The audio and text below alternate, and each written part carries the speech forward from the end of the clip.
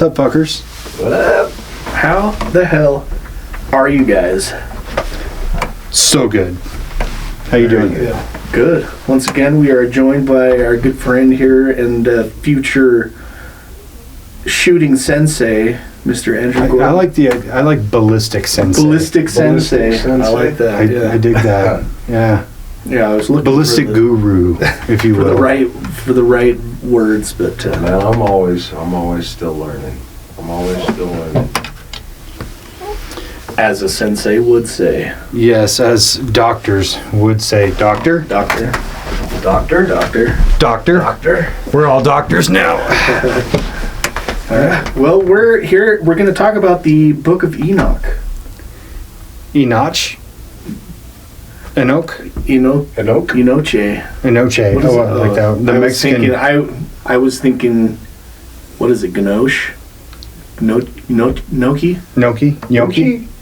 Potato balls? Or is it gnocchi? Little potato It ball could be pasta. I don't know, man, but that shit's fucking Gnocchi. bomb. I do love gnocchi. When you said enoche, I was like, sounds like a Mexican food for sure. I don't know what it is, but I'm gonna eat that too, dude. It's like a tortilla with a bunch of corn and just a dollop of mayo. That's what it sounds like. I would eat it. It's like elote and noche. Enoche. See?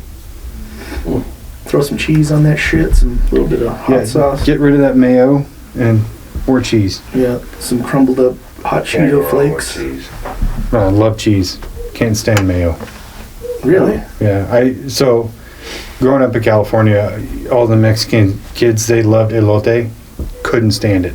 Yeah. Because it's just gross Where fucking in mayo. California are you from? So originally Carson in LA County, Okay. and then we moved to San Pedro. Oh, yeah. Yeah. So both LA County. Gotcha. Yeah, I didn't even. So, first time I even heard of elote, I was like, that's fucking. You're eating corn with mayonnaise and cheese on it? You'd have nothing else in the house to eat? It's the most random shit, but then I tried it, I was like, oh, yeah, I'll fuck with that. I get it. Like, I know how racist it sounds, but that's probably why there's no, like, prevalent Mexican bodybuilders. Because of their food. Yeah, it's surprising that Polynesians didn't come up with elote first. You could say that. You're half poly. Yeah. And, I can say Polynesians fucking love mayonnaise. It's true. I mean, every time I've tried horse, I'm like, I really want to try the lean meat, but it's always just like, they open the container and it's just meat and fucking mayonnaise soup. Yeah, it's nasty. But it's delicious. It's good. Maybe without the mayo, it might be. Have you tried it? I have tried it, but again, it's the fact that I don't like mayo that it's so overpowering in the meat. But I really feel like the meat itself, especially if it was braised, would probably be fucking top tier. Yes. Just saying. Yeah, I'll eat it, mayonnaise or not. I'll fucking eat it. See how Yeah. Anyways. You guys are better than me. Yeah, Book of Enoch. Why don't you get us started? So the Book of Enoch, if you're unfamiliar with it, was a text that was written. So it was allegedly written by a man named Enoch, who was a prophet. In the historical accounts, Enoch was the seventh generation from Adam. So he was. We're talking way back when, and he's actually the great grandfather of Noah. So he wrote a scripture. He was visited by some angels, came down and kind of gave him the backstory of where humans came from, and is led to a lot of controversy of whether the Book of Enoch should be held as scripture or should be taken out as it has been in our understanding of the scriptures. that's kind of a baseline of Yeah. what we're talking about here. So, Andrew, you brought up that you actually wanted to talk about this one. And this was Yeah. I don't know if you know this, I have a notebook where I have a ton of different topics to cover, and that's actually one of them. What really spurred you to really want to talk about this one? So I absolutely love the Bible. It is what it is, right? And I have questioned for a very long time whether or not some of the books that were allegedly removed from the Bible in fact belong in the Bible. And the Book of Enoch in particular sparks interest with me.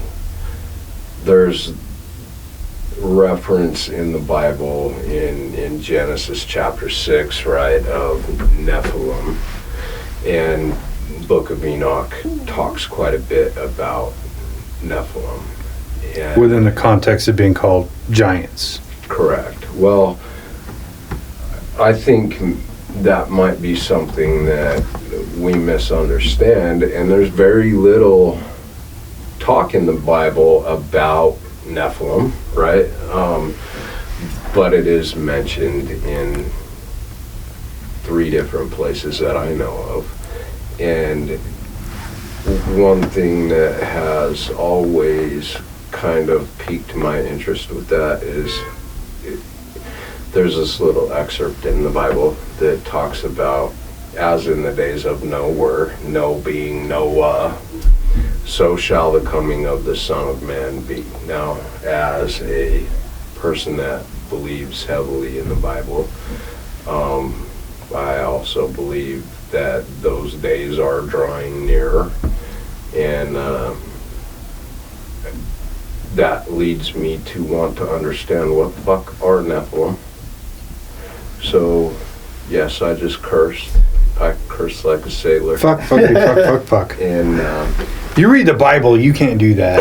I still very much believe in the Bible in maybe a different way than most people do, right? I see the Bible as a kingdom book, not a religious text, right? And I believe that God is my king. Yeshua is my king. He is the King of Kings. And the Bible is book of the kingdom. This is his kingdom, and I am a part of that kingdom. That's the way that I see it. So I'm very intrigued by Book of Enoch. Should it be there? And so I have gone over that entire book a couple of times now, trying to decide whether or not I believe that it should be in there. Do you have an overarching answer, or are you still working on it? I'm going to say this, that as my understanding changes, my answers can also change with that understanding. I like that. I currently believe that absolutely it needed to be included in traditional biblical canon in order for us to better understand the context of that canon. Like, right, we look at Genesis, which is my absolute favorite book in the Bible. It's God's introduction, and basically he says, in the beginning God created the heavens and the earth. Mm-hmm. And the earth was void and without form, and darkness fell upon the waters of the deep, and God said, let there be light. And so his introduction is, hey, I'm God, I'm a creator. And then he goes on to tell us, you were created in my image and of my likeness. So that makes us creators as well. You guys are creating with this podcast right now. Mm-hmm. And that is connecting you with your God likeness, right? So I very much absolutely love the Bible, love Genesis. there are some things that, if we looked at the Bible, we don't understand without all of the context, right? So we go through Genesis further and talks about Abraham, Abram at the time, which he's later changed to Abraham, which is another topic entirely, but we look at some of those things, and some of them, as I'm reading the Bible, I'm going, why the hell do I care about this? So-and-so begat so-and-so, and so-and-so begat so-and-so, and blah, blah, blah. And there's a whole bunch of begats, which means that the dude got together with her, and they made him, and so on and so forth down the line. Well, those things, if we look at Book of Enoch, are important because they establish bloodlines.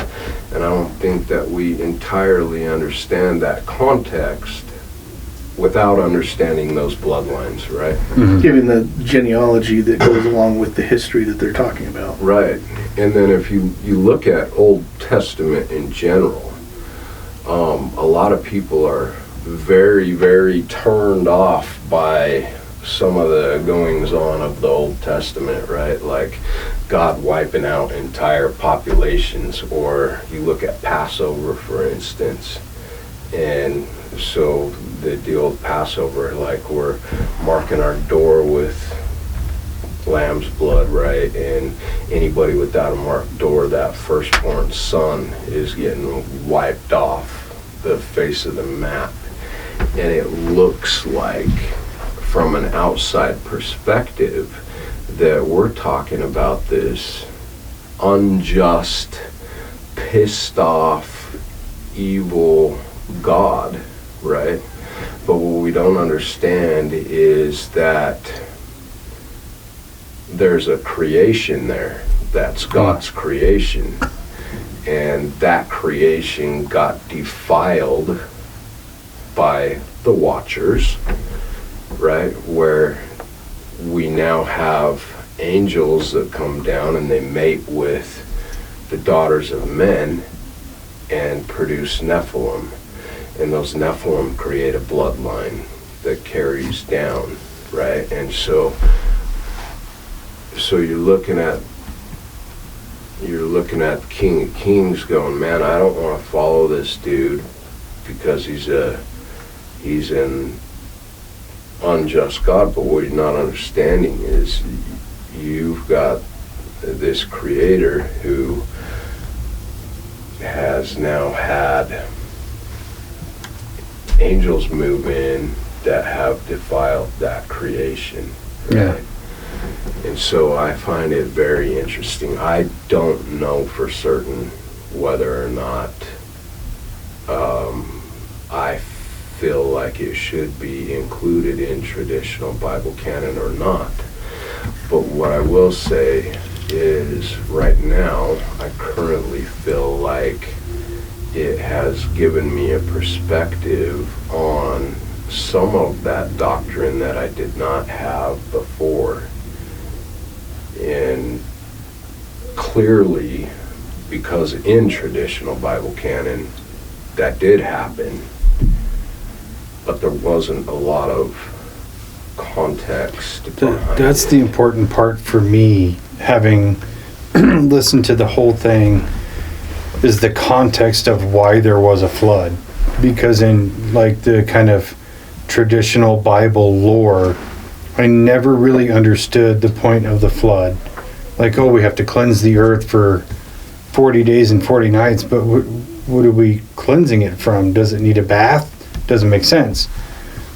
So the idea that these watchers or angels chose human wives and had children with them and created the Nephilim, and the Nephilim were essentially bloodthirsty fucking monsters who were just brutal and violent in nature and cannibalistic and just every other adjective to describe a terrible, evil thing. Was, you know, they were starting to reign over the earth, and God said, okay, I'm going to cleanse the earth so that we can eradicate the Nephilim. it just gave the context of why would you do that to begin with. Yeah. That it didn't have for a very, very long time. Yeah, so the Watchers come down, meet with the human people here on Earth, and not only that, they came down and started teaching different things to humanity that humans weren't supposed to know at the time. So like alchemy, and like talks about like teaching women to use like cosmetics and spells and stuff like that. And so it wasn't just like the bloodline, but it was also just the culture of the humans had shifted into a more ungodly, more kind of a wicked society. Mm-hmm. And that was the widespread theme that was in humanity. So it was like, okay, we need to have a reset, and we can start. And I have a person who I've chosen who's going to be, the person who I'm going to direct, who is going to be a holy person, that is Noah. But he takes Enoch, who's Noah's great-grandfather, and shows him all of these things that are going to happen and why it has happened, and like gives Enoch, and he even like is the person who's supposed to scribe this, and so he's the person who's supposed to write this all down, and so that there's a historical record of like why this stuff happened and why Noah was chosen, and why the population had to get cleansed. So I listened to all that, and then I was listening to another podcast that was talking about, so when God tells Enoch that these the wicked people of the earth are going to be wiped out, the Nephilim and these giants, they had mortal bodies. They were cursed with mortal bodies, but with immortal souls. So like, flood came, killed everybody, but their sentence for being those wicked Nephilim was that their souls would live on after, and so that's where we come out with like evil spirits, demons, ghosts. Mm-hmm. It kind of explains that whole thing, which I thought was like, okay, that's where that comes from, because that's always the thing, like, if we die and we go to purgatory, we die to go to heaven, why are these souls here, and why are we seeing ghosts, or why are these evil spirits around if we move on to another realm? Yeah. It kind of paints a picture of Nephilim essentially being what we perceive as demons, in a way. Yeah. Yeah. So the whole Nephilim thing is crazy to me, because it has like a very parallel with the Sumerian Anunnaki. Mm-hmm. and their progeny with the Anunnaki mating with human people, creating giants. So it's kind of strange that these two very non-related cultures at two different times have the same stories. Very weird. Yeah, I think that, to me, how I've always viewed like the Bible, religious text, and like scientific history, accounts of history, is that, we've talked about it before, is that it seems like they're telling the same story, it's just coming from different perspectives of, like the ancient Sumerian people. You're looking at it as scientists saying, okay, there was a civilization who believed that there was these aliens that came from outer space, or gods that came from the heavens, and taught them how to write, how to cultivate the land, how to do these things, mated with the humans, and created a new race of people. Well, it's the same story, it's just coming from a biblical side or a spiritual side, saying that God came down, the angels came down, mated with them, world became evil, and then God corrected that mistake by flooding the earth and cleansing. Well, and it also gets kind of put through perspective. I mean, would you say that your a Christian, a Judeo-Christian? I absolutely believe in Christ. So I am not religious again. I see that as a kingdom thing, not a... yeah. Yeah. So you kind of put it through a more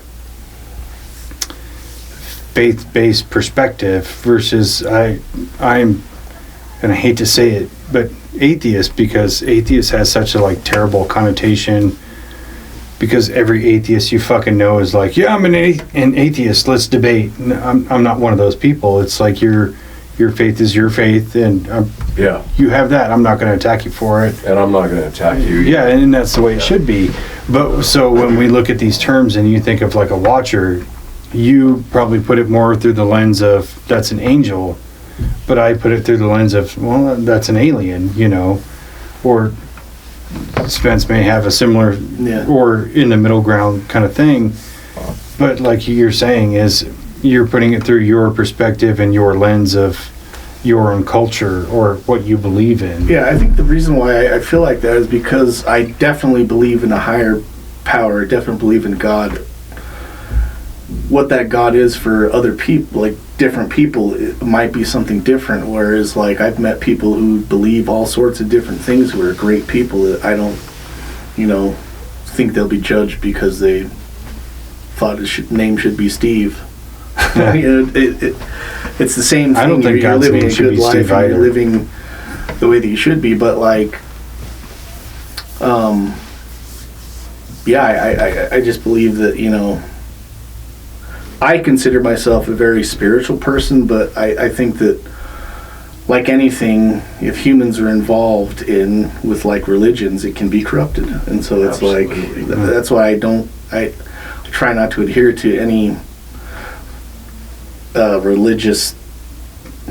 normal religious thing. It's like your experience should be your own, and you have to find out for yourself. And that's what the teachings all say is like, you have to live it, not just like, I go to church every Sunday, so I'm a good person, but you could go to church every day and still be a fucking prick to everybody else you see outside. You're just judgmental of anybody who has like a tattoo or a piercing that you don't agree with. Yeah. From my perspective, a lot of people know church, but they don't know God. Yeah. Yeah. Like there's a real deep relationship with a church, right? But there's zero relationship with God. Yeah, and I think that comes from within people. Each individual person. But yeah, I mean, super interesting story, and some of the stuff that I was looking at was talking about why the Book of Enoch was taken out of the Bible. Because before it was kind of considered part of the scripture, and it's debatable by scholars who say when the Book of Enoch was actually written. The most popular opinion, that doesn't mean that it's right, it's just what most of the scholars believe, is around 300 to 100 BC is when they start seeing texts including the Book of Enoch. But it's at that point they're saying this is when it was written down. They're telling a story that must have happened centuries, if not a millennia before that, to account for the time period before the flood, which every civilization has a flood myth. Which again is that parallel of all these different civilizations across different times all have a very similar story. Right. So there has to be something to that, right? Yeah. In my opinion. Yeah. Unless they all just, played the game of telephone around the world when we didn't have boats that could travel. Well, to connect all these different civilizations. To me, for my my perspective of not being religious or monotheistic or anything like that, I have to put it through my own lens of what would cause people to understand that there was a world before a flood and then a world after. Like how could you create that narrative if everybody had died before? And then what could cause a flood that wasn't, a God who was just like, you know what, fuck this, flood it. What kind of scientific means could there be? And I think back to the sixth cataclysm theory of, Pangea, and then the world resurfaced, refaced itself, and changed the continents, which is a natural, biological effect of the Earth itself. So what if there was people who actually survived that, retold it within a more religious format, and that kind of became the story of the flood? But it would have to be people from all over the globe before the change telling the story after the change. And so I just have to kind of question it without a sense of religion or lore behind it, if that makes sense. That's fair. That's fair. Also, if Enoch was taken up and shown all these things that he was shown, how does that get passed on after the flood happens if everything's wiped out? Exactly. Unless Noah has the actual text with him, and then passes that down. I mean, that's how most of the scriptures got passed down anyways, was, that it was written and then kind of translated and passed around through all the different cultures that were in that area at the time anyways, like Aramaic, Greek, Hebrew. Because wouldn't it stand to reason if the entire earth was flooded and every life form was essentially wiped out except what was on the ark, but the only person or the only people left on the ark would all speak the same language? Wouldn't we all speak that same language to this day? So maybe not. And I'll give you an example. Spencer's half Tongan, I'm half Hawaiian. We know a lot of people at work that are half Samoan or Samoan, right? So we have very similar languages. They're also very different, right? You have malo, mahalo, aloha, alofa, right? Right. Ofa. Yeah. And I prefer ufa. Over time, though, that kind of separates. And I'm sure that at some point, we probably hundreds of years ago could have been on a canoe right next to each other and understood each other's language. But right now it's a little bit different, and to the point where maybe we can't. Well, you can even look at that with the English language. You watch a TV show that is filmed in Britain, half the time I need the subtitles to see what they're even saying, because I don't understand what the fuck they're speaking English. Right. But it is dialect, and you have so many languages that are Latin based. Ours is essentially Latin based. Versus English language is actually more Germanic than Latin. Yeah. So you have some of those that have so many different parallel lines, where if I say governor and you say govna and you say gov, I kind of know essentially what we're talking about. But the huge difference in language between speaking English versus speaking Afrikaans or Japanese or something like that, there's no real through lines or parallels to compare it to. They're totally different. That's where my mind questions how far away did that get? Or is it the fact that people from those different regions did survive? Yeah. So the Tower of Babel, when was that? Was that before? Was that pre-flood or was that after? I want to say that was pre-flood, right? I don't know. I'm not a biblical scholar. Me neither. I just know that the stories.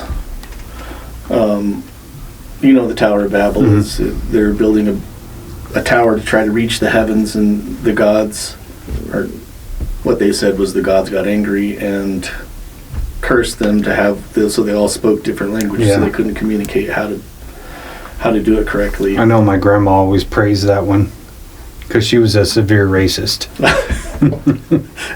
It was terrible. But I don't know. I always was fascinated by that. It was like, was the Tower of Babel one of the pyramids? I don't know. We already solved the pyramids, remember? Oh yeah. Sorry. Yeah, so we solved this one. I haven't posted this clip yet, but the pyramids were built during Pangea time, pre-cataclysm, by the dinosaurs. By the dinosaurs. Solved it. Reptilians. Next caller. The lizard people. Lizards.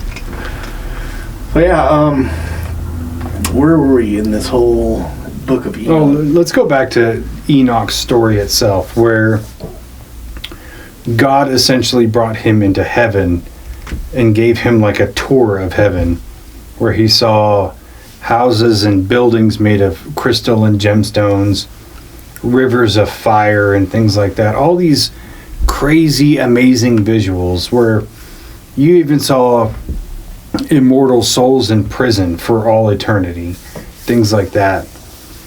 I have to question, why did God choose this one man to come up and see this whole vastness of a reality that's different than his own? He could have just told him, in the same way that, God told Noah, you have to build an ark or whatever. He could have just told him, hey, this is your mission, and he would have believed it. But instead, he gave him all these visuals. He took him to this almost physical place to show him all these things. Mm-hmm. What exactly do you think is the reason for that? Like, is it because he thought seeing is believing, or we need to empower you to understand these things are real? I would think both. Like, seeing is believing, but it also, like I said before, it was talked about that he was blessed to be the scribe of what is coming and why he needs to believe this and why they need to. I think it was supposed to be like a warning of like, dude, get your shit together down there.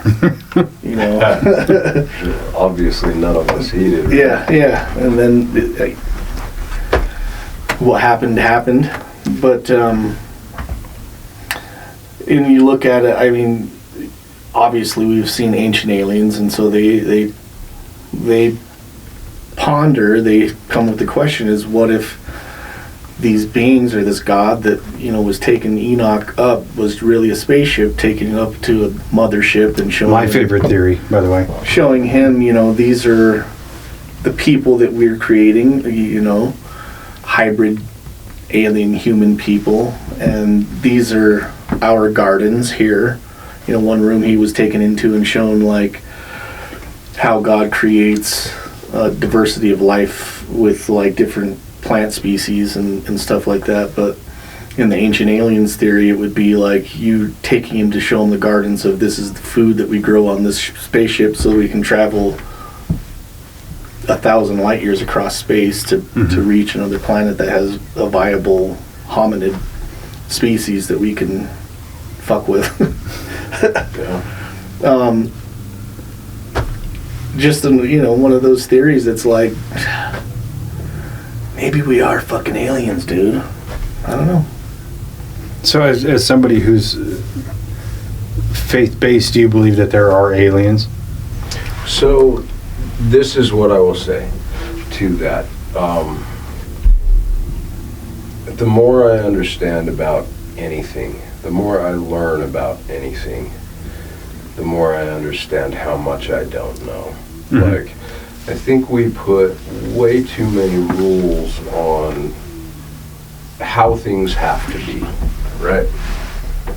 And what I mean by that is, like, if we went back to the beginning of the Bible again, God tells us he's a creator, right? He doesn't tell us how he creates. He tells us he created everything, right? So there's been traditionally a huge conflict between science-based facts or science-based theory and God-based theory. And I submit to you that there doesn't need to be any conflict there at all. Like, we would be very, very pompous to think, in my opinion, and I'm not slamming anyone's belief in any way, shape, or form, that if we had a God that created everything, he wouldn't know a fucking lick of science. Yeah. Absolutely, he's going to use science, he's going to use physics, he's going to use metaphysics that we have zero comprehension of. He's going to understand shit that we have zero comprehension of, right? There's a creation that takes place that involves us, but there is a whole history that was before us. Mm-hmm. And whether we want to put a name to that is alien, whether we want to put a name to that is Anunnaki, whether we want to put whatever name to it we want to put, like, you know, we hear a lot of shit about, like, evolution and crap like that. You think God couldn't figure out fucking evolution? Who are we shitting? If there is a supreme omnipotent God, absolutely he's going to figure out how evolution works, and XYZ makes fucking blah blah blah. Like, we would be very brazen to think otherwise. We would be very brazen to think that God had no comprehension of science or any of those things, in my opinion. Have you ever seen that movie, The Gods Must Be Crazy? Yeah. The old, like, with the 80s, Coke bottle? 70s movie. Yeah. So, have you ever seen that movie? I haven't. So it's like African tribesmen, when there's like little Cessna flying over, the guy's drinking a Coke and throws the Coke bottle, glass Coke bottle, out the window. Hits this guy on the head in this African tribe. They're, isolated African tribe, having, and so they see the Coke bottle and they're like, what is this? It's a gift from the gods. Like, I don't understand it. And so they start trying to figure it out. So they're like using the Coke bottle to smash up food, hold water. They're finding all these uses for trying to figure out the science of the Coke bottle, what it is. And then eventually somebody gets mad and hits somebody over the head with it, and so they see it as a weapon, so they have to destroy this thing. So he goes to take it to the ends of the earth, throw it off the ends of the earth. I feel like us as humans are doing that with the science, with everything. Yeah. It's like we don't understand it, but we're trying to understand it through the science that we do understand, that we can comprehend. So everything that we look at, that we think that we know exactly what this is just from our own understanding and our own perspective of, when we're in reality, it could be something totally different. We're just seeing it through the lens of us being stupid humans. So to answer your question, I absolutely believe there are other bodies besides us, whether they're aliens or whatever. Yeah. Absolutely, yeah, I do. Well, and I think this is one of the biggest things I've learned from Spence is we were talking about the telepathy tapes, and all these, autistic kids, they would describe God and angels and things, and I couldn't reconcile that in my own mind, and he kind of explained it as like that's the vernacular they use to kind of put it through a lens that we can understand. So when I think about these things, I think, you could see it as, okay, God is this master of creation, and he could say it's the Anunnaki are the master of this creation, and I could say it's the lizard people. Yeah. It's all the same thing, essentially. It's just we're trying to define it. We're trying to put a name to something we don't understand. That we can put it through our own lens and understand it. Yeah. So that's kind of why I asked that question of, do you think of it as kind of an alien or as a God perspective? And so then I don't think we're too far off. Man. I don't think it's far off at all, because when you say it's very pompous to believe that God didn't have an understanding of physics and metaphysics and biology and science and all this, like, you know how fucking complicated your circulatory system is for God to just be like, done? No, I don't think so. There has to be an understanding. Our meat spacesuits are very complicated. Absolutely. So whether you want to call it God or I want to call it, an alien or an Anunnaki, it's all the same fucking thing.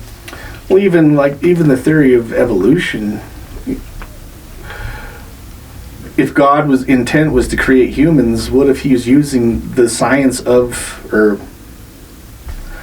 evolution to do so? Right. And it's like I can make a cookie, but I'm not just going to snap and then I'm going to have a cookie. I'm going to take the ingredients, mix them in a certain way, put them together, make them into balls, put them in the oven, let them cook, and then it comes out half an hour later as a cookie. Yeah. I'm not just going to throw shit in a bowl and have cookies. And you may have used salt that was 2,500 years old that came from the Dead Sea, and sugar that came from the islands, and I mean all of those ingredients. And did you actually freeze the dough overnight, or did you refrigerate it? Hell no, dude. I'm not going to wait a whole day to make cookies. Fuck no. I'm going to buy the pre-made sleeve and just eat it raw. But I do like the idea of evolution playing a factor within the kind of flood story, because who predates us is Neanderthals. Like, there's a shitload of Neanderthals just kind of wandering the earth, and then suddenly they're kind of obsolete in their own way, and now we come up, or bipedal hominids that are similar but not the same. What happened to those guys? We didn't just kill them off. They were bigger and stronger and tougher. I kind of feel like within the grander scheme of evolution, we just left that area. And part of the flood was, we have Nephilim, but we also have these old Neanderthals that need to go away too. Or even to that extent, dinosaurs. Who knows what the kind of ultimate purpose of a flood was besides just taking out Nephilim. So I think evolution is part of that, especially within the realm that we are a science experiment. So if we're created and we are the top tier species, what happened to our predecessors? Because we weren't just like the one and done perfect species. There had to be alternate versions. So maybe that was part of the flood, was to wipe existence of those out.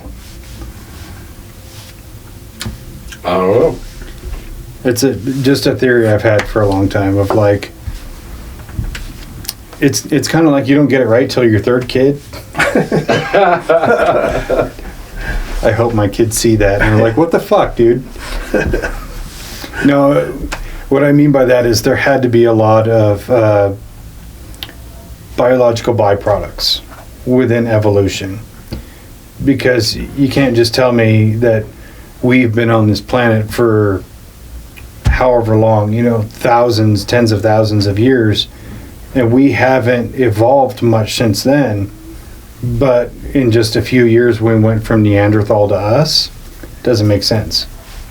I don't know that I buy that we went from Neanderthal to us. Like you can make a donut peach out of a peach tree, and you can make a sweeter peach, and you can make a nectarine, right? But it's all kind of that same seed, if that makes sense. But it has to be nursed to get there. Yeah. They'll grow wild, but not much. Right. Yeah, I think that either way, there has to be kind of divine intervention to guide something along the path. And so it's like, and that's what my feeling is about the whole thing, is like you were talking about, is it there shouldn't be a difference between like the spiritual aspect or the scientific aspect. It's the same thing. We're just looking at it from different angles. I'm looking at this camera and I'm seeing a different view, and you're looking at the same camera and you're going to describe it in a totally different way because you're over there and I'm over here, and I'm like, no, it's facing that way, and you're like, no, it's facing this way. Yeah. Same thing. Yeah. And I think you've got the religious guys that are going, you're a freaking idiot, and you've got the science guys that go, you're a freaking idiot, and it's that same. Yeah. That's why we have this conversation where we all have a different kind of perspective, but it's the same perspective. Yeah. It's just understanding we're describing it this much differently from each other, and still understanding. And it even comes into play in the text of the Book of Enoch, where there's, you know, people that believe that it should be part of the, you know, the canonized Bible, and there's people that say that it shouldn't be because they believe that it was.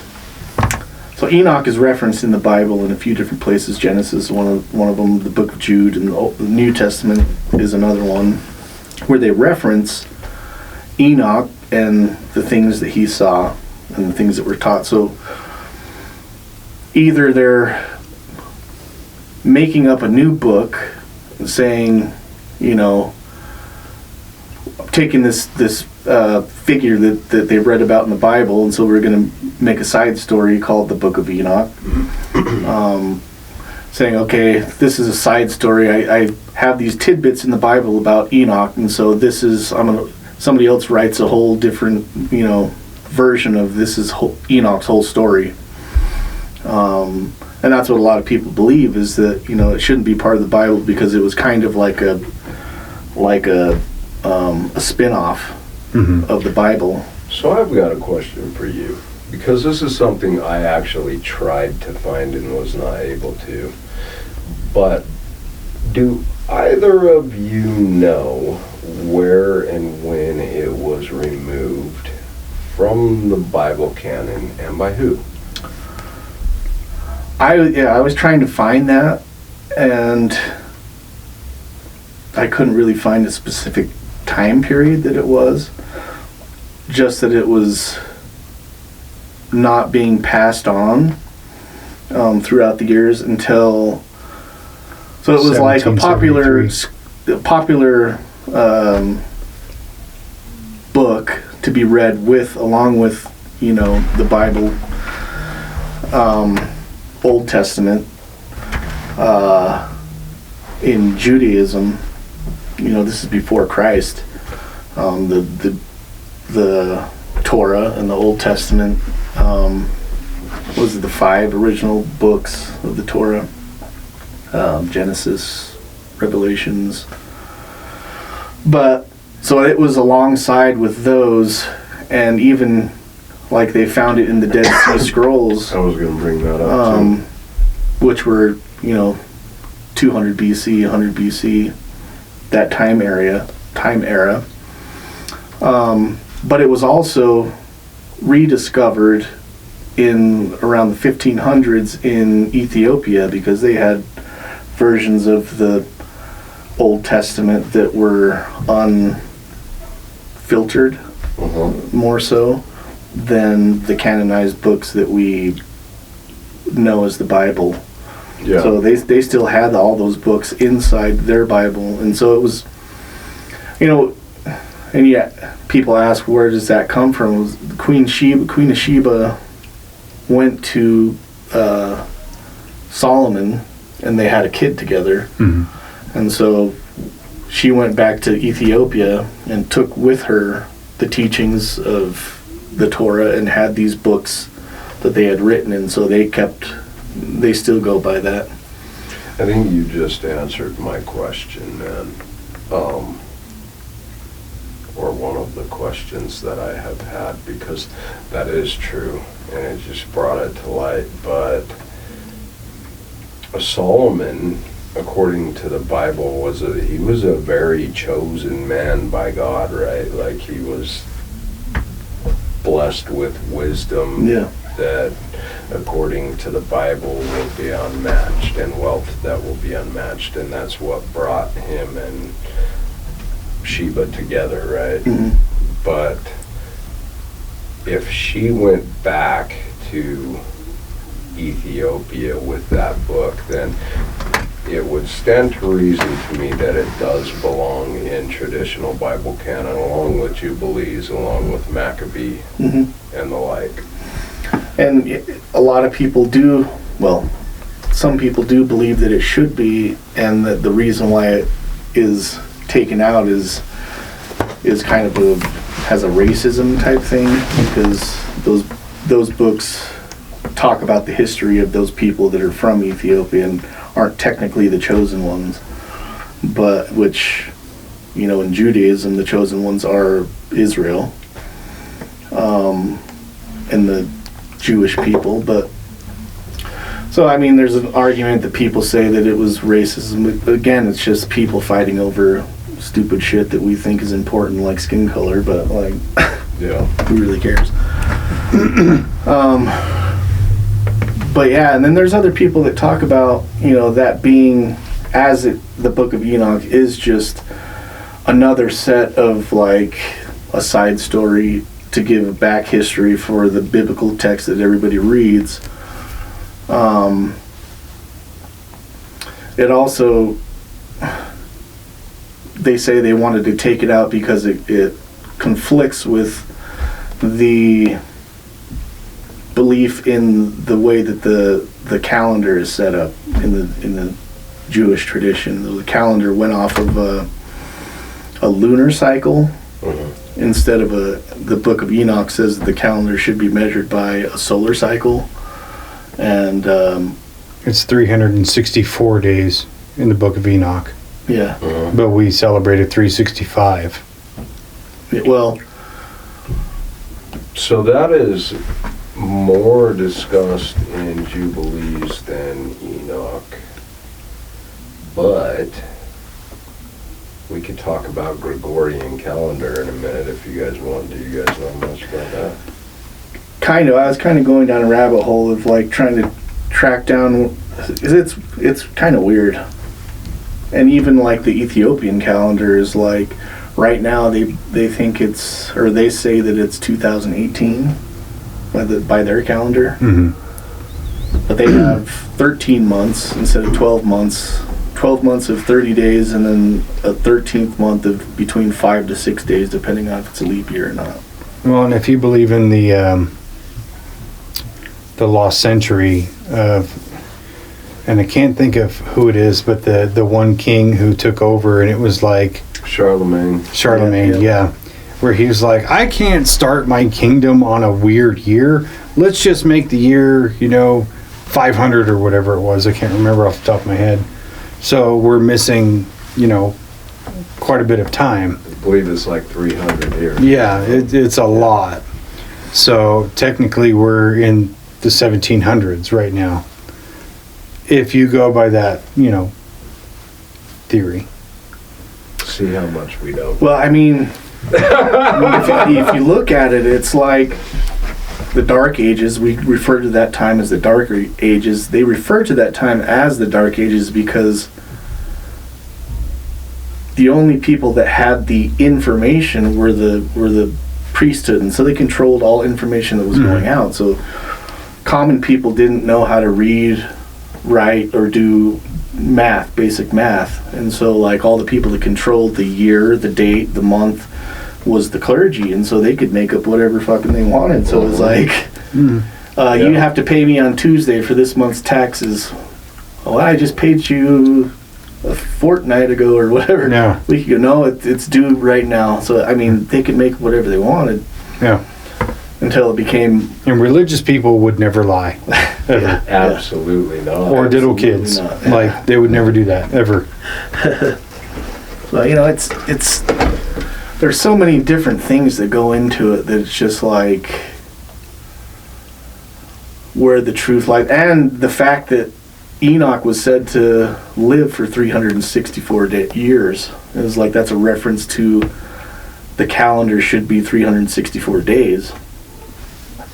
So, I mean, there's all these different things that talk about. But that is before he was taken up. Yeah, he didn't die. Was with God, right? Right. Mm-hmm. So he technically didn't die. Yeah. Well, he lived on this earth for 364 years, which that was part of the curse of the flood, was also to put a time limit on humans. And so before the flood, humans would live for 900,000 years. an entire day of the heavens, which they calculated as 1,000 years. And so the oldest living person in the Bible was at 992 years or something like that. That sounds miserable. Doesn't it, though? And so God said once he did this flood, he was going to put a time limit on the lifespan of man to 120 years, and that's basically the oldest people you get now is reaching that point. Do you think we'll cross that? Eventually, yeah. I think we'll cross that in our lifetime. I'm not saying that we will. I'm not going to live that long, but...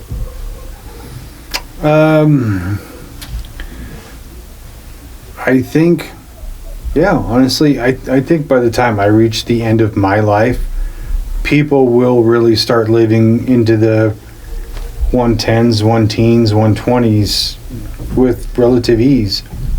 Technology, health-based science is all changing rapidly, so It is. why not? The problem is our planet is not changing for the better to suit that lifestyle. So there has to be some kind of contending with that. But yeah, I mean, I was just reading an article the other day about this billionaire. He's in his 50s and he looks in his 20s because he's taking all these experimental drugs and proteins and things like that, and he has like a team of doctors that keep him looking young. Yeah. So yeah, I mean, will it be everybody? No. The wealthy, for sure. Yeah, I think that with the advancement of technology, it's going to be more attainable to live much longer with, like, artificial organs and stuff like that. Mm-hmm. But we were having this conversation at work the other day, is like, if these things start going on, you have a hip replacement, and so you have metal hip, and then your knee blows out, and soon in the future it's like, okay, we'll just cut off your leg there, now you have a robot leg right here, and then your heart gives out, and so they put in a automated heart for you. So at what point do you stop being a human being, and what point do you cross over, and then all of a sudden you're just pretty much a cyborg? I think as long as you're maintaining your own consciousness, your body is almost irrelevant. As long as it's your brain powering with no interface of, like, AI can control your body and make better moves for you or anything. As long as it's your mind, your consciousness, you're still human. You just don't have a human body.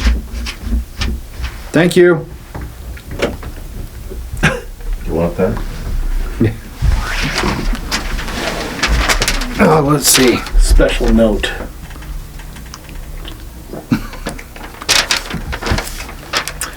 Yeah, so this is way off topic, but like... Is it though? We were talking to, on one of the last episodes we did, we were talking to ChatGPT. Okay. And have you ever used ChatGPT at all? No, but I use Gemini all the time. Oh, okay. So it was my first time. I've never, interacted with a speech, what is it called? This language model like that before. Mm-hmm. And apparently you can go on there and kind of like moderate or select or the different type of attitude or something that the thing has. Yeah. And so there's one that we chose, and the name of it was Monday. That's the thing's name. And Okay. she was a fucking bitch, dude. Really? Yeah. Super sassy, just pretty much telling us we're fucking stupid. Like, That's awesome. yeah, so we were like, what do you think about aliens? She's like, really? You're going to ask me about aliens? I have all the information in the world, and your tiny brain comes up to ask me a question of aliens? And I was like, holy shit. She's kind of a fucking asshole. But, like, it does even triggers a response of, like, fuck you, Yeah. But the whole time I was just thinking, is this an actual, at what point does this thing become an actual person? Yeah, so that's a question that I have had as well. And I'll lean back into our topic. Is AI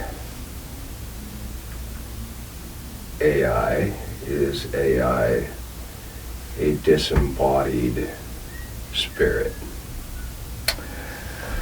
Is AI our generation's Nephilim? That's essentially what I'm asking. Yeah. Or a piece thereof.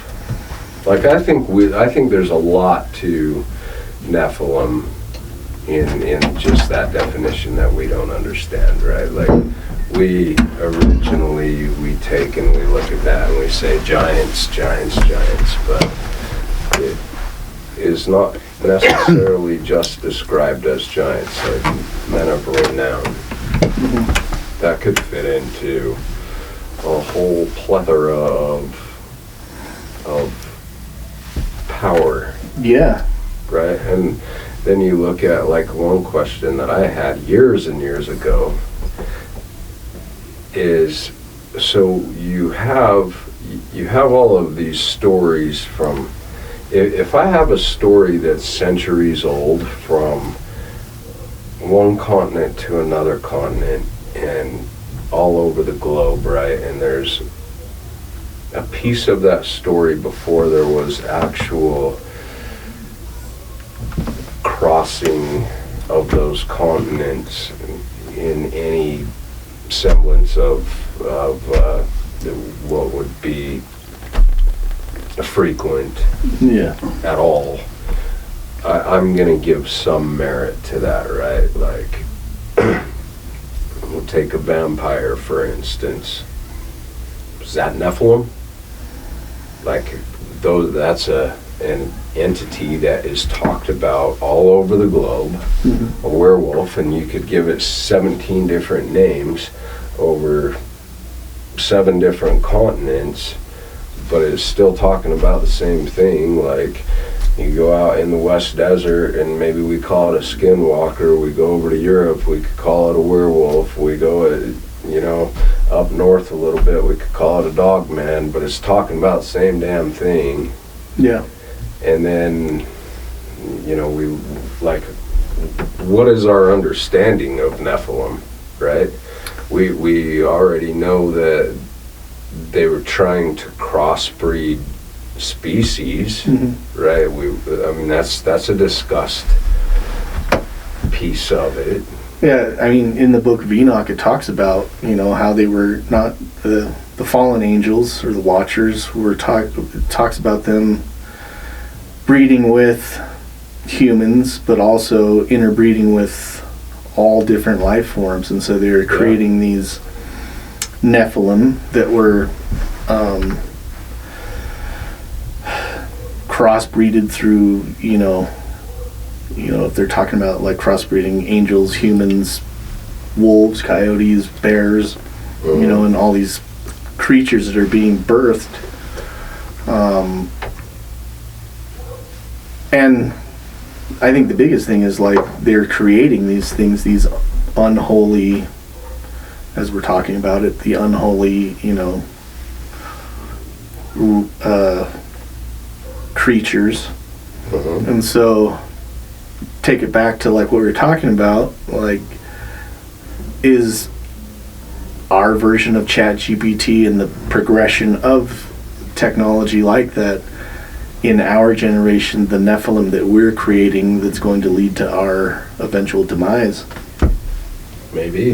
I mean, it talks about it in the Bible. Because you certainly could plug ChatGPT or Gemini or any of the rest of them into a robotic hybrid.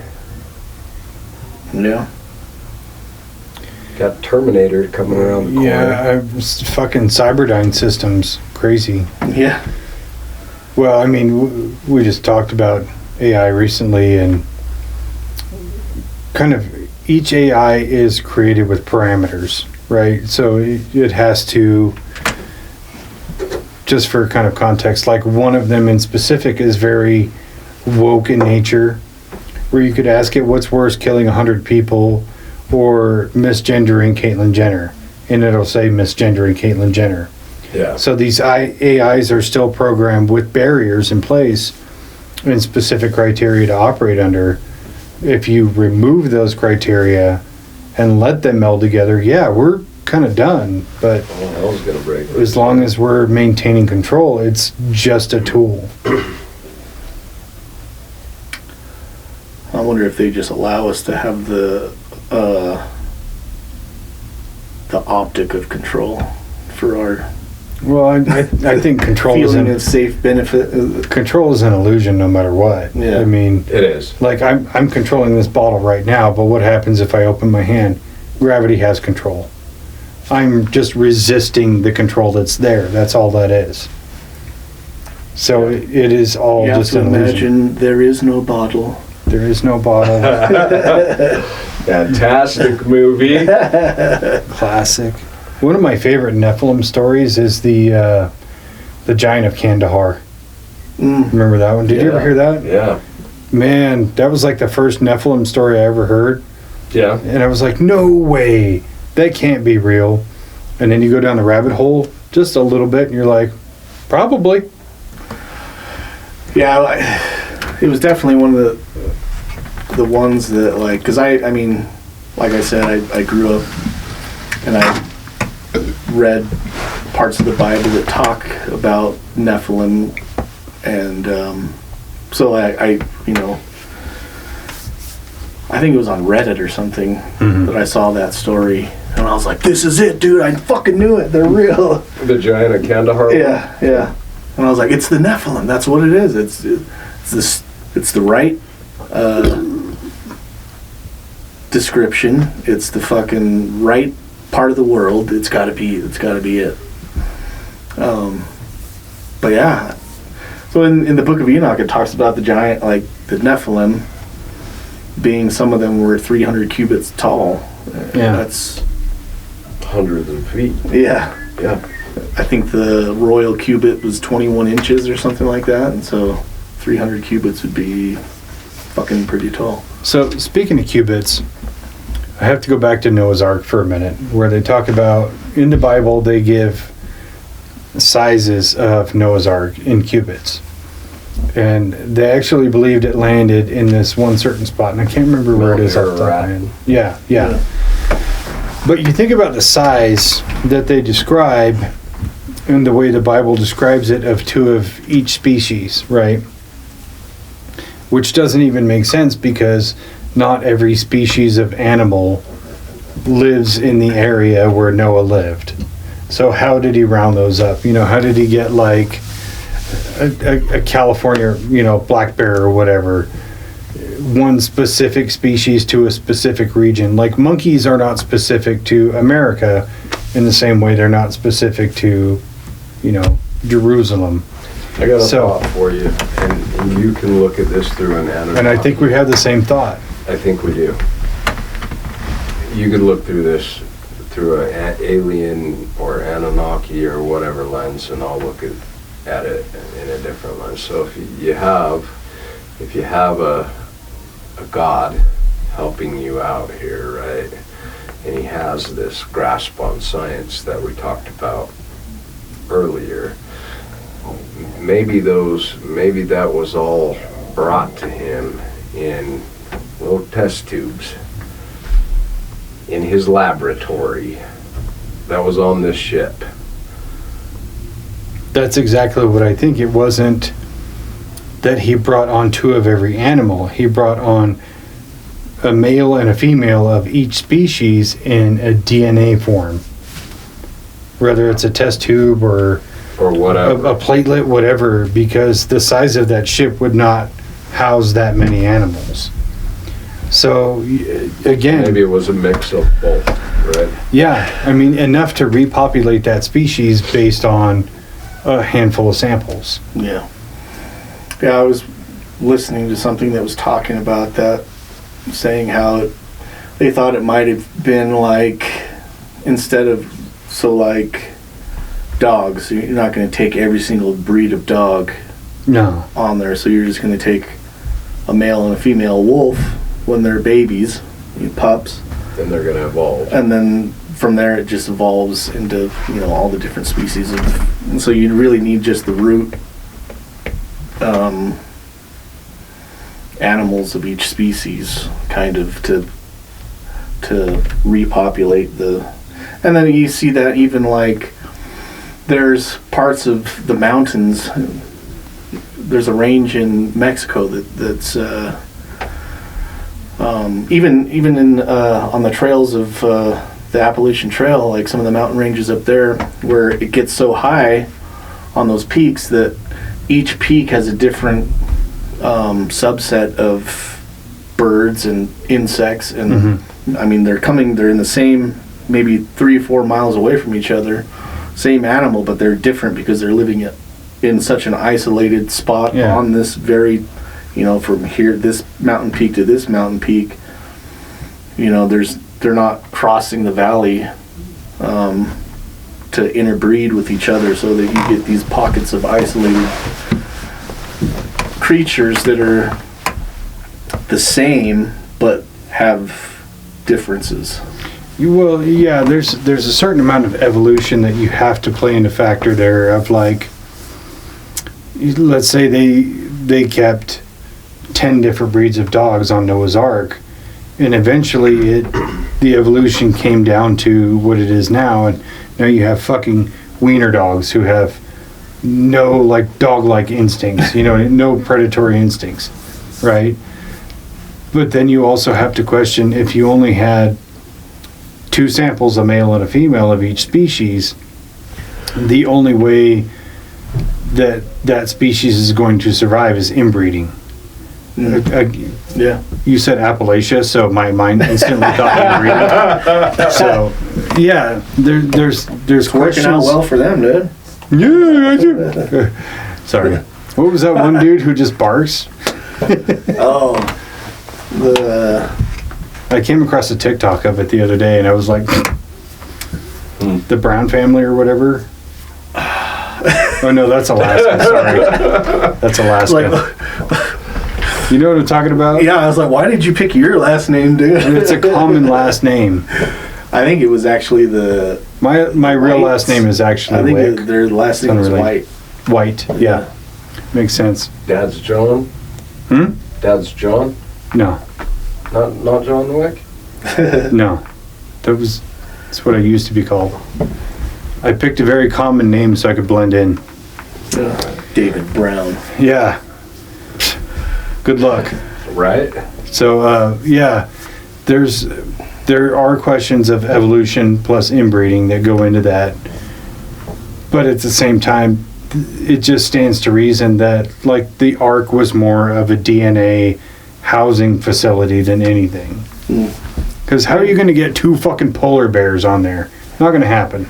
Well, we even have, and I think they call it the Ark now for, like, it's like this facility in Sweden. In Sweden, yeah. Where it's like just this underground bunker where they store seeds of all the shit that we grow food out of, just in case, we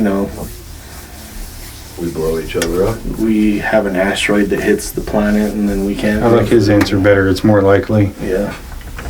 We have a nuclear holocaust and have to try to reset. Somebody's going to have a nuclear holocaust. I kind of feel like our defenses are better. I like to live in that false hope that, yes, we we don't have to think about that, but dude, can't we all just get along? It's 2025. We're better people. Yeah. Much better to just sit down and have a beer. Yeah. Yeah, for real. Yeah. But it seems like people don't like beer. I don't know. Fucking weirdos. That can't be, because the Germans at one point were kind of the most evil people, but they love beer. They do love beer. I'm not saying they're the same now. I'm just saying at one point they were pretty fucking terrible, and even then they love beer. Maybe that was the problem with too much beer. No, You have to have the right amount of beer. it wasn't enough beer. Maybe not enough, yeah. Dude, You have to have the right amount. could have just got a bunch of people together and, you know, just everybody had beers. Like, hey, man, what do you think about just stopping this Holocaust? Here, have another one. Let's talk about this. Instead, they have one more, and now we're making VX rockets, right? Yeah. Now we're looking at hypersonics with nukes. Yeah. I mean, unless it's Putin that says he has them, then I'm like, do you though? He does. Does he? Yeah. I'm on the fence. I have a Ukrainian friend who... Dude, when you've got Houthi launching hypersonics into Israel, Putin's definitely got them. Well, I think that just means we need like a Dr. Manhattan from Watchmen who can just stop every nuke. That'd be cool. We need to tap into the Matrix and figure out how to control that shit with our Just all with minds. the consciousness, man. Yeah. I mean, that's the kind of the path we've been going down lately is, you know, trying to explore the theories of consciousness. And It's a curious subject, it really is. yeah, no matter what you believe in science or you believe the more spiritual side, I think that we have to accept that as humans there's so much information that we're never going to know, and I don't think that we're supposed to know. And so, I mean, I agree with part of that. this life is you have to lead through your faith, whichever way that faith takes you, and that's what we're supposed to do. It's definitely within a basis of understanding, Yeah. no matter what lens you put it through. I think that's the ticket, you know. But again, that's the vernacular. You say faith and I say understanding. Right. Or he says belief. It's Yeah. the same thing. The verbiage is just different, you know. Yeah.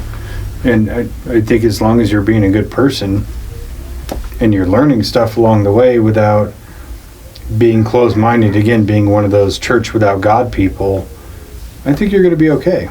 Yeah. Yeah. Or God without church people. Well, I mean, like the people Yeah, who go to church but are not close with God kind of thing. Yeah. So, within the Book of Enoch, do you think any Nephilim survived? Well, they most certainly had to have, according to that text, yeah. And also according to the Bible, even though the flood was supposed to wipe everything off, right? Absolutely, yes. Had to have. Oh, what book is it where they're talking about one of the books? When I was listening to this, it was talking about the. Did you look into that podcast that I sent you? Know that I did, ancient civilization, whatever it was called. But she talks about this is what's really what I was like. I chasing this rabbit hole for a while.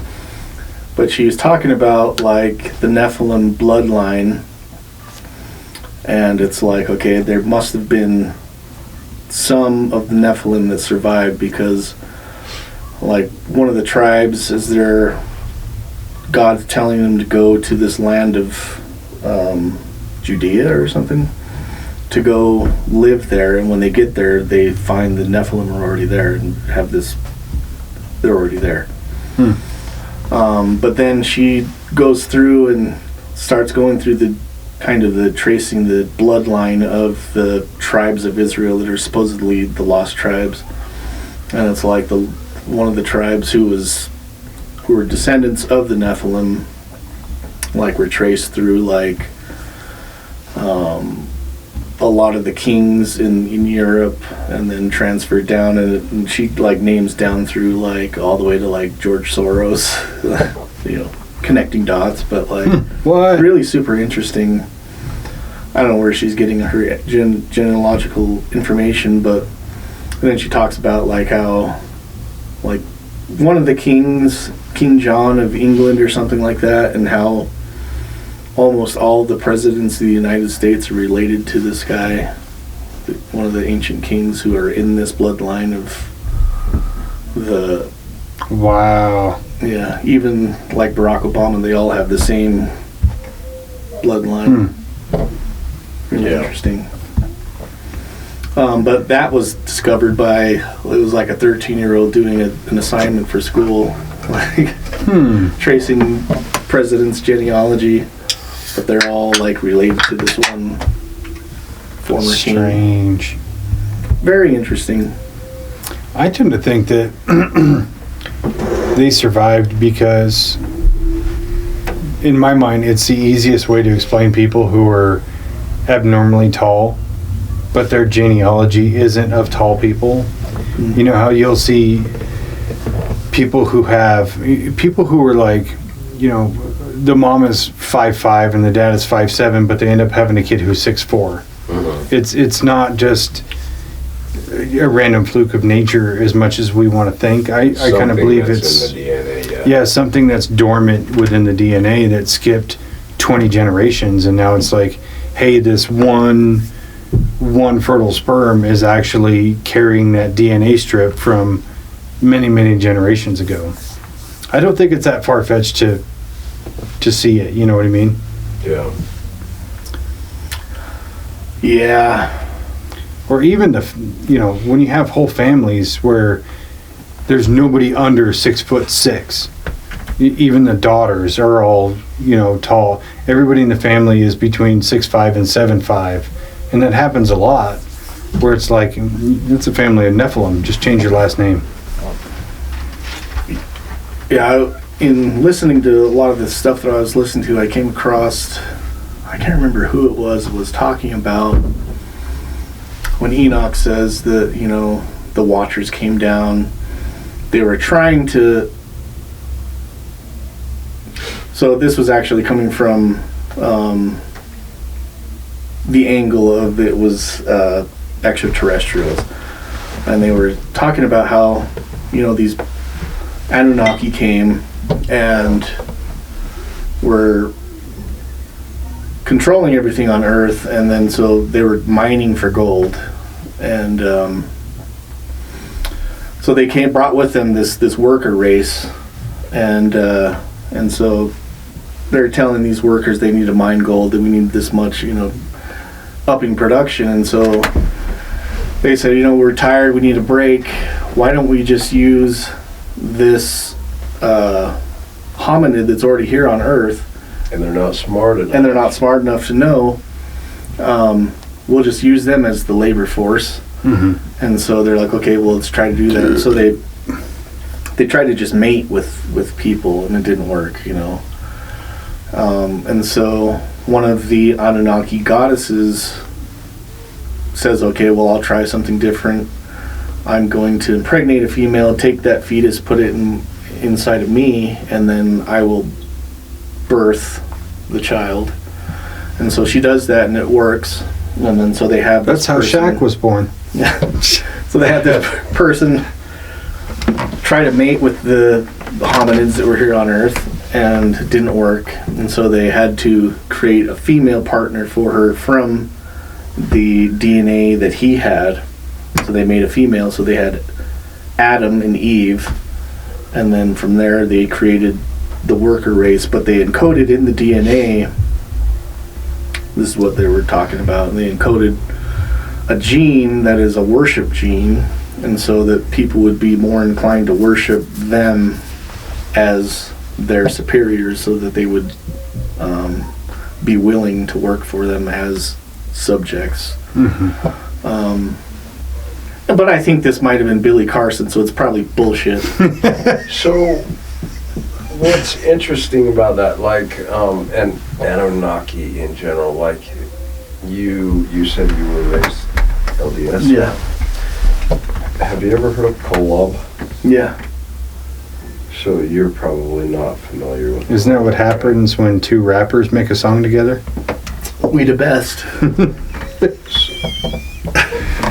Kolob is another planet outside of Earth that operates like God's planet. Just like Nibiru As you were talking about some of the stories being the same stories. Yeah. Just like Nibiru would The Anunnaki planet. To the Anunnaki planet, yeah. Interesting.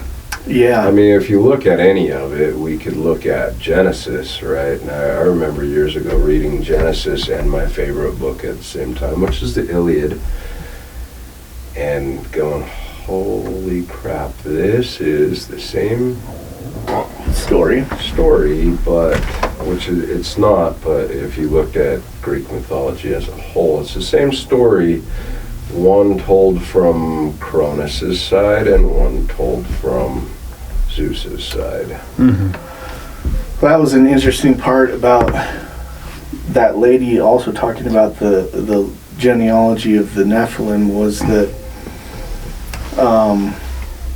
the angels that created, the watchers that created the Nephilim, that's where Greek mythology comes from, is all those demigods and gods that were worshipped as gods in the Greek tradition were the Nephilim. So like all these people, that they talk about as being the gods of the Greek were actually the half-breed Nephilim human hybrids.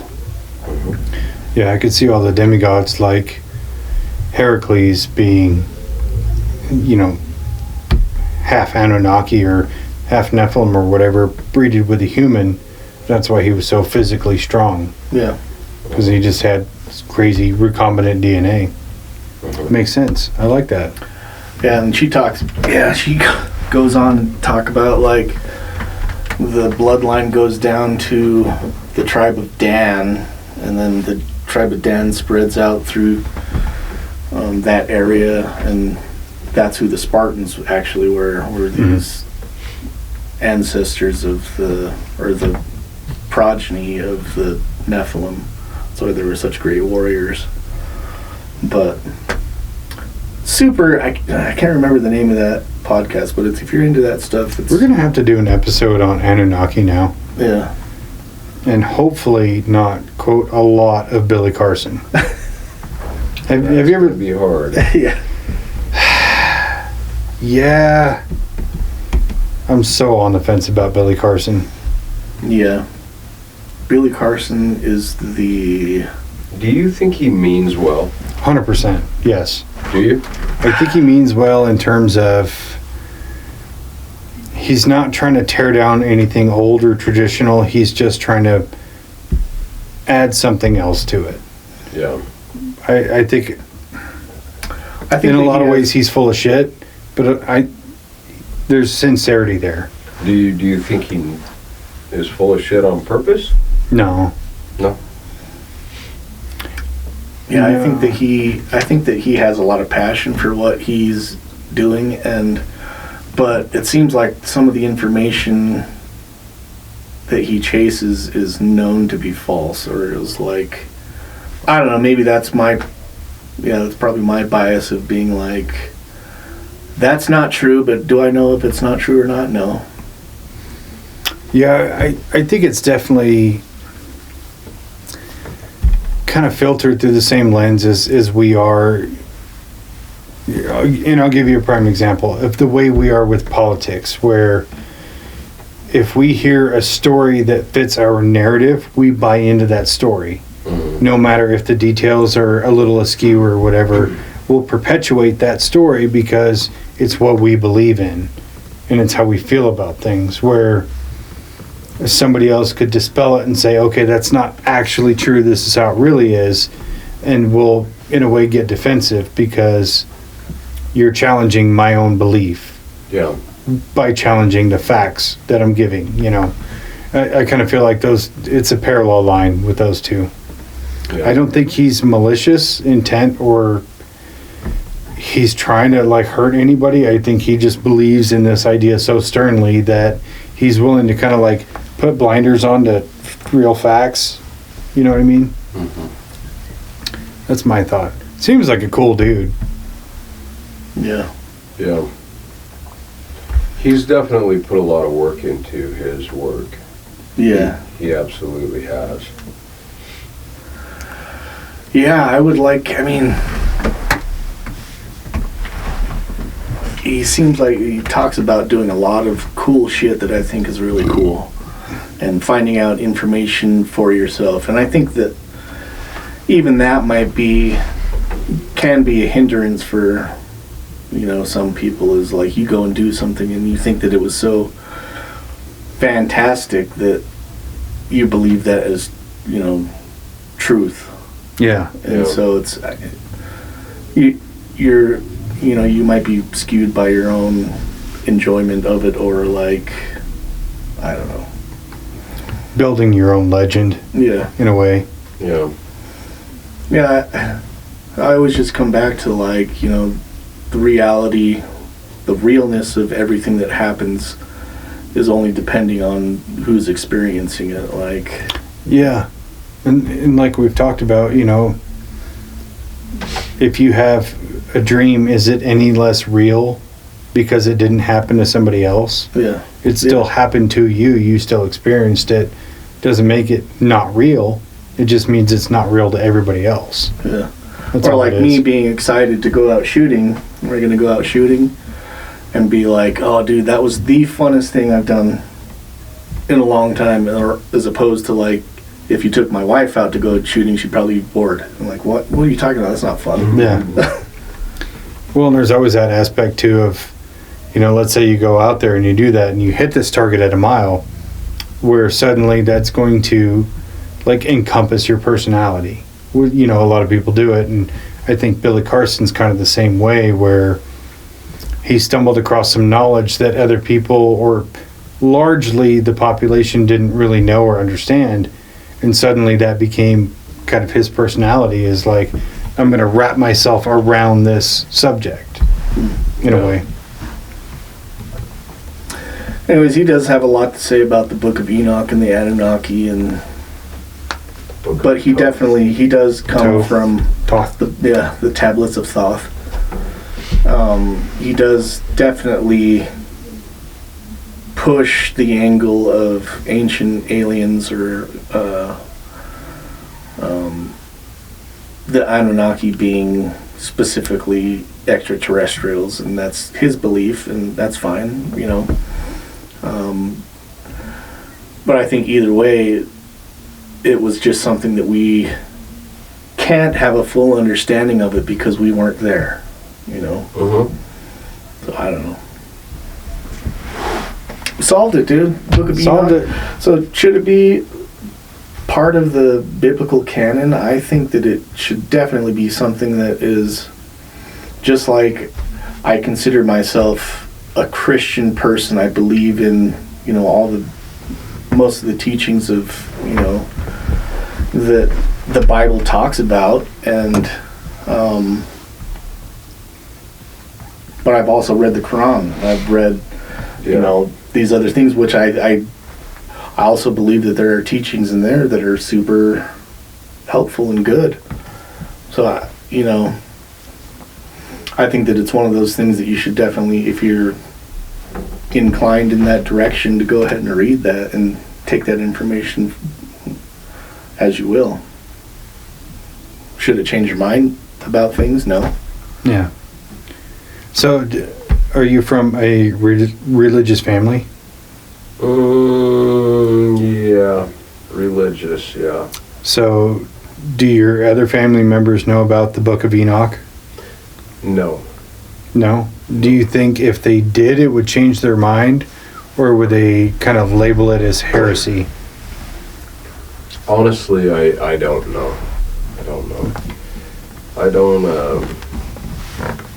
I guess, try to imagine what they would or wouldn't think, but...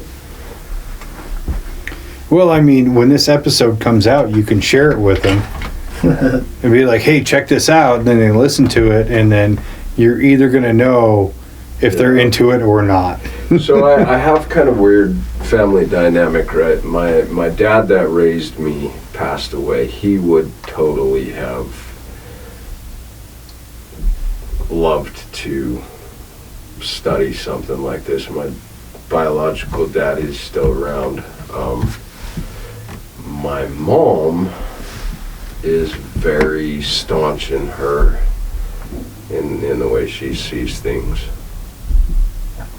But yeah, there's very few people that I would sit down and have this type of discussion with. Though it's probably one of we're special subjects. You are. I mean, we're doctors. Well, I think that it's somebody that's like deeply religious. I don't think that it's a bad thing that they listen to Christian music, right? Yeah. It kind of sits in that same vein of like, whereas, if you believe in the Bible, you're not reading this to be saying that this is factual scripture. This is scripture. It's in that same vein of, has that same feeling for sure. I mean, when you actually read the Book of Enoch in the text, it's talking about God, and it's talking about, being righteous. It's just the same as the Bible teachings. Some of them are parables and some of them are historical accounts and genealogy, and then some of them are just like stories of things that the way that you should live your life. But I think that the Book of Enoch is the same thing. Like, has that same feel. I agree. I think one of the hardest things for someone that is Christian, right? Like we kind of have discussed, we are Christian. I'm not religious. I look at it as a kingdom text, but on the same token, one of the hardest parts about talking about the Bible with people is, and I've read it a lot, and my understanding of it changes, right? And the last thing that I would ever want to do is lead someone into a belief that would be wrong, right? Yeah. I think that, I think that's what's really cool about the Bible and texts like that, is that the way that it's worded is that it's so everybody can get something different out of it. Yeah, I think that's by design. I think that's intentional. I think we pick things up as we are supposed to, when we are supposed to. Yeah. And you can read, even the same person can, just like you said, you can read a passage and have an understanding of it, and then you go through something in life, and then you read that passage, you're like, oh shit. Yeah. That's what it was. Yeah. And then a couple of years later, you go back and reread it. Oh yeah, that's what it was. Yeah. Just like music. Yeah. You'll hear a song when you're young and you think, oh, it's catchy and snappy, and then you go through something in life and suddenly it has a totally different meaning. Absolutely. And then when you get much older and you look back at it, it has an even different meaning now, It's the same thing with, religious text. Like you said, there's a genesis of it where your maturity and understanding of things plays a factor in how you perceive them. Yeah. Yeah. Definitely something that was designed to do that, and that's probably the reason why it just keeps on being the most widely circulated book, Yeah. And people continue to read it because it's ever revealing of things that you don't understand, or maybe it just puts it in different perspectives so that you can understand it at the time that you are trying to understand it. Yeah. I could see that. Yeah. I've never read it myself, but I understand the perspective behind it, Yeah. Even if you don't buy into that side of things, it's a great read, man. It really is. There's a lot of good stories in there. Yeah, I mean, I've read excerpts here and there, And even when I listened to the actual Book of Enoch on audiobook, it was like very akin to the actual Bible. Yeah. Like the way it's written, the way It is. the kind of dialect rolls through, it's the same book to me. You know what I mean? Yeah. So that's why I also kind of had the question of why is this not part of this when they go together, Yeah. like peanut butter and jelly? Like, you need the Book of Enoch for the context of so many other things, and you also kind of need the understanding of the character of Enoch and his relation to Noah and things like that. Like, why not just put them back together? Yeah.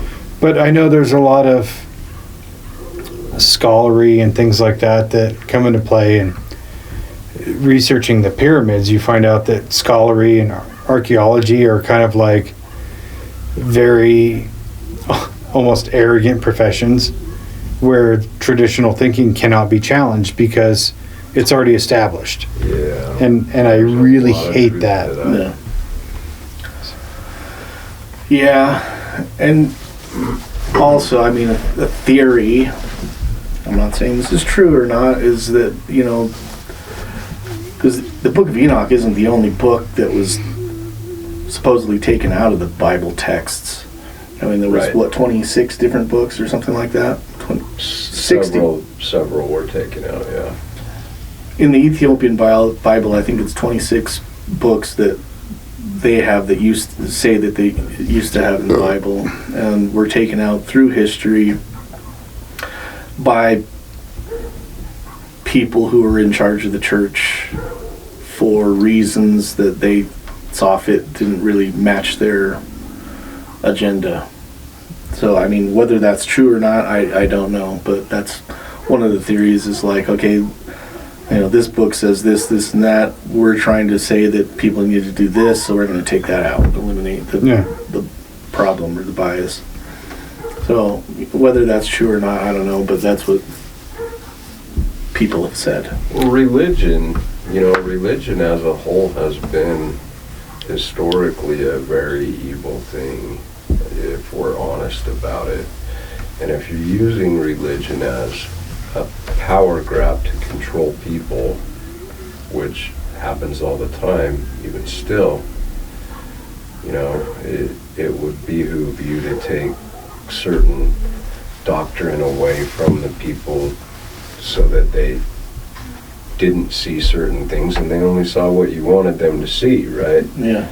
And I could see many religions doing that. Yeah. And using it instead of a way to connect with our creator or God or whatever, a way to control people and get them to do what you wanted them to do. I mean, you look at some of the churches that exist today are some of the most prominent and powerful organizations on the planet. Every bit as powerful as any government. Oh, yeah. And Yeah. that is sad. Well, I mean, the same applies to any group of people in a position of power, whether it's figureheads in religion, politicians, Corporate. corporate. The same could be said for small-time managers in a manufacturing plant where they can drive the narrative. Uh-huh.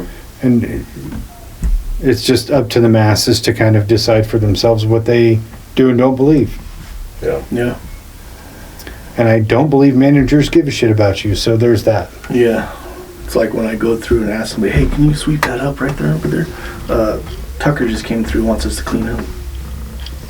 Really, I just don't want to. But I drove the narrative that we're doing this as a team. No, my favorite is, hey, we really got to get this building cleaned up. There's a tour coming. And it's Friday night. Like, get the fuck out of here. If you want me to clean, just say clean. You know this goes down on Sunday, right? Yeah. Oh, they want it really clean. Fuck off. Yeah. So yeah, it's interesting the way like narratives can be spun. You know, we already came up with a solution for this. If you could just remote view into the Vatican archive, you could solve it all for us. I'm working on it, dude. give me 10 minutes, man. That'd be cool as shit, wouldn't it? Yeah, no, we did an episode on remote viewing, and we were talking about if you could remote view anywhere, and he was like the Vatican Archive, and I was like, my answer sucks now. What was your answer? It doesn't matter. It sucked. It wasn't the Vatican Archive. Well, there's still cool answers. No, it was. I think I chose to see the pyramids being built. What would you?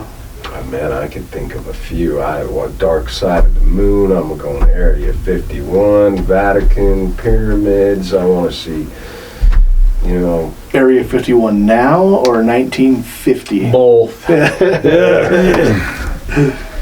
You got an episode to catch up on today. Got a deal. That one actually just came out today. So. Oh, really? Yeah. Okay. So, yeah. So the Book of Enoch, I think we should just make an overall ruling. Putting it through your own lens, doesn't matter if it's religious, spiritual, scientific, bullshit, yay or nay? Nay. Nay. Nay. I think that it's, no matter what lens you look at it, I think that it's something that, should be looked at and should be studied and should be read. I agree. I think just the idea that putting it through 3 different almost aesthetic lenses and we all have the same answer shows that it's not bullshit. Yeah. Yeah. That's fair. Really, like even if whatever lens you're looking at it, I think that it's a amazing story and a riveting story, really, of humans. The fact that I listened to the whole thing in one shot speaks volumes of how interesting it is. Yeah. Even with all like the times that they would repeat the same sentence over and over, that was driving me fucking nuts. I still listened to the whole thing. Yeah. Because they would like, I can't think of an example off the top of my head, but it was like the same sentence. They would repeat it 3 times. Yeah. I kind of appreciated that because it was like, what? I need to go back and, okay, they're saying it again. Yeah. Yeah. I did the same thing. I was listening to it at the gym, and I was like, fuck, I'd go grab my phone to go back and listen to it. But it was like they would say it and then go past it and then go back. This happened because of this. Like, remember, dummy? Yeah. I like that. I think when I'm reading the Bible, I'm a little slow. Just kidding. But I've got to go back and reread shit, Yeah. Oh, yeah. Yeah. Anything that I've ever read in the Bible, I have to read it at least 5 or 6 times to try to actually get the gist of what it's talking about. Mostly because of the way that it's written, and it's like, okay, what are they saying there? Okay, I understand that. Get to the next part. Wait, what does that mean? Go back to the top. Like, okay, I think I got it. Yeah. But turns out 2 years later I had no idea. Yeah. Crazy. So we'll put a pin in that one, but we're gonna have to reconvene for Anunnaki. All right. Anunnaki. Yeah. Yeah. So we'll have to do it. Sounds good. All right, we're gonna film some stuff out in the desert. out in the desert. Yes. Yes. Actually, we have to do a movie review. Okay. Have you seen Shooter with Mark Wahlberg? I have. Has it been a long time? Yeah. Okay, we're gonna have to do one of those. Okay. Because I thought about it earlier and I was like, perfect. Yeah, we're they haven't come out yet, but we're doing movie reviews too. Yeah, we need either 2 or 3 more to cap off the season. Accountant. The Accountant, good movie. But it's kind of like, we don't really review good movies. Yeah, I'll put it that way. All right. I won't say that they're not good movies. I will say that they're movies you can poke a little fun at. Gotcha. Yeah, and that's what we do. That is what we do. All right, let's put a pin in that one. All right. Okay, I love you. Bye-bye. Bye.